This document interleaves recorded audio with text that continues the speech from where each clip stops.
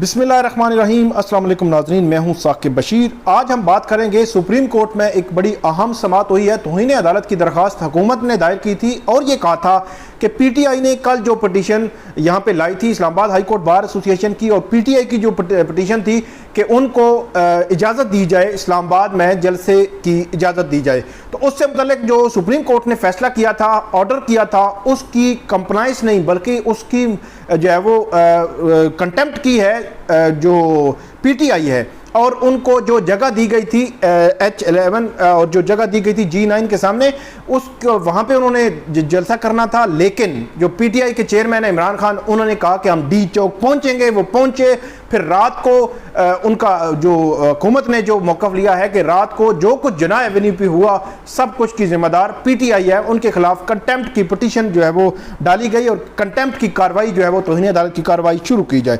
लेकिन supreme court ने इस फैसले जो मामला है इसको पॉलिटिकल करार दिया है और उसमें पॉलिटिकल मामले में पढ़ने से गुरेज किया है और ये कहा है कि मुस्तकबिल के लिए हम ऑर्डर जारी करेंगे ताकि मुस्तकबिल के लिए चीज़ें जो है वो ठीक रहें। और ये कहा है कि अदालत का कोई एजेंडा नहीं है और कल भी जो पॉलिटिकल पार्टीज़ हैं इनके दरमियान अदालत ने इनको जो है वो इत्तेहाद कायम करने की कोशिश की थी।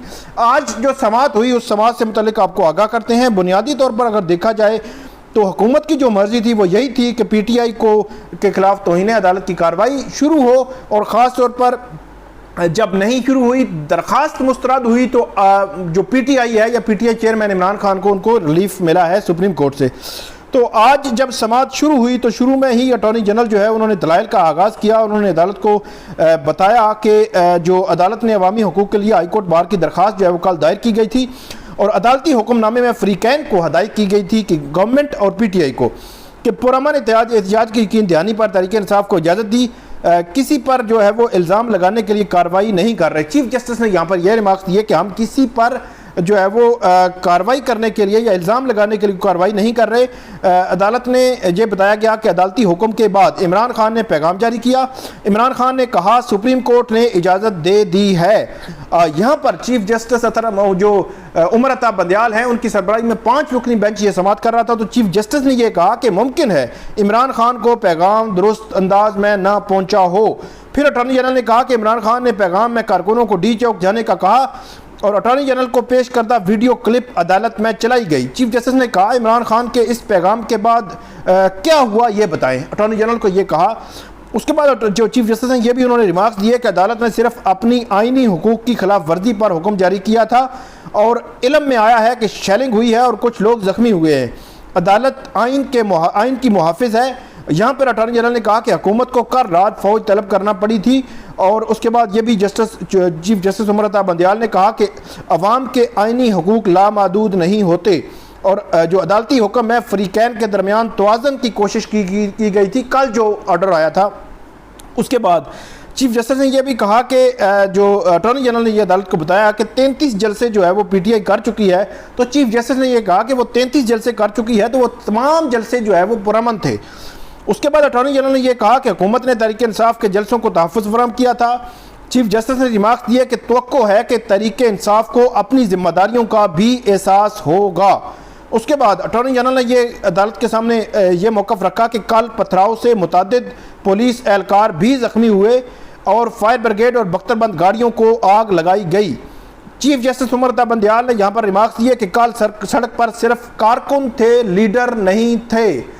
तो ये बड़ा इंपॉर्टेंट है, जिस वजह से मेरा ख्याल है पीटीआई को रिलीफ मिला है कि कल रात गए तक यहाँ पे कारकुनान थे जो जना एवेन्यू पे, उनका ये कहना है कि जो पीटीआई चेयरमैन है या उनकी लीडरशिप है वो वहाँ पे मौजूद नहीं थी। उसके बाद चीफ जस्टिस ने कहा कि जो आग है आंसू गैस से बचने के लिए लगाई गई थी और कारकुनों को क़यादत ही रोक सकती है जो मौजूद नहीं थी। अटॉर्नी जनरल ने कहा कि अवाम को बगैर क़यादत ही घरों से निकलने की कॉल दी गई थी। चीफ जस्टिस ने कहा देखना होगा कि वकला इमरान खान से रब्ता कर सकते थे या नहीं।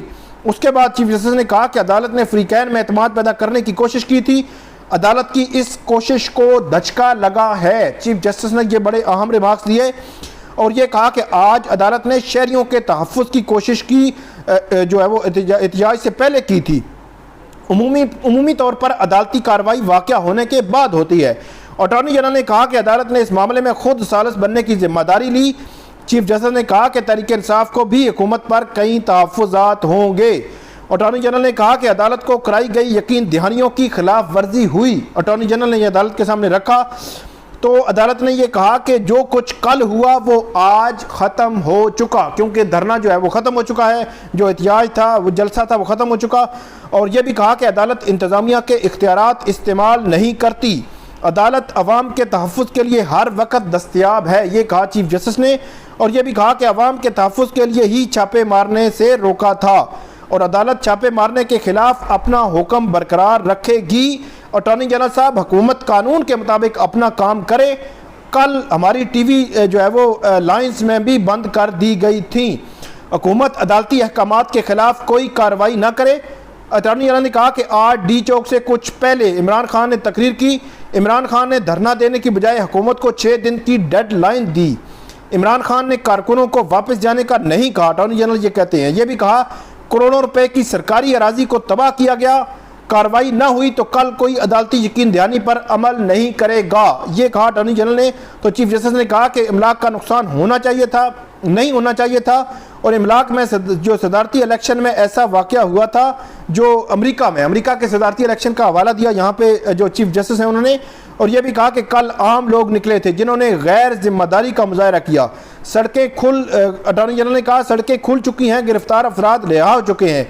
जस्टिस उमर अता बंदियाल ने कहा क्या जलसे का मुकाम अब भी दस्तयाब है। अटॉर्नी जनरल ने कहा कि अदालत हुक्म देगी तो ग्राउंड दस्तयाब हो जाएगा। मसला ये है कि तहरीक इंसाफ जो है वो इस हवाले से उन्होंने कहा कि फ़िलहाल हम इस केस को निपटा रहे हैं, फर्दर अब देखेंगे कि इस पर क्या ऑर्डर जो है वो जारी हो ऑर्डर जारी करेंगे ताकि मुस्तकबिल पर इसके जो है वो असरात हों। उसके बाद चीफ जस्टिस उमर अता बंदियाल ने यह भी रिमार्क्स दिए कि सियासी दर्जा हरारत ज़्यादा है, हम इसमें मुदाखलत करना जो है वो मुनासिब नहीं समझते। इसके बाद सुप्रीम कोर्ट ने जो Islamabad high court bar association की जो दरख्वास्त थी वो भी निपटा दी और हुकूमत की जानिब से जो कंटेम्प्ट की कार्रवाई शुरू करने के हवाले से, जो PTI के खिलाफ कंटेम्प्ट की कार्रवाई शुरू करने वाले से दरख्वास्त थी उसको भी जो है वो निपटा दिया।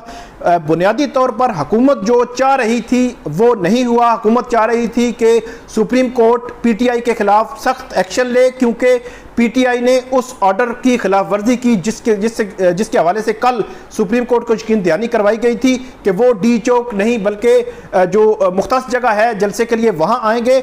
लेकिन हुकूमत ने जो सुप्रीम कोर्ट ने बज़ाहिर उससे एग्री नहीं किया और इसको बज़ाहिर एक पॉलिटिकल जो है वो मसला करार दिया है। और इसमें सुप्रीम कोर्ट अगरचे कल जो ऑर्डर हुआ था जो सुपरवाइज करने के हवाले से सुप्रीम कोर्ट ने ऑर्डर्स किए थे, उसमें एग्जीक्यूटिव जो हुकूमत का ये कहना है कि उनकी वजह से रास्ते खोले गए और उसके बाद ये हालात पैदा हुए। लेकिन आज सुप्रीम कोर्ट ने अपने आप को इस मामले से अलग कर लिया है। अब मुस्तकबिल के हवाले से क्या गाइडलाइंस आएंगी, ये रिटन ऑर्डर जब आएगा तो तब पता चलेगा कि सुप्रीम कोर्ट क्या जो है वो मुस्तकबिल के हवाले से गाइडलाइन देती है। तो नाजरीन, ये थी आज की हमारी वीडियो जो बड़ा इंपॉर्टेंट मैटर है और बड़ा अहम जो सुप्रीम कोर्ट में केस की समाअत हुई है उससे मुतल्लिक थी। इस वीडियो पे आप फीडबैक ज़रूर दीजिएगा। बहुत शुक्रिया।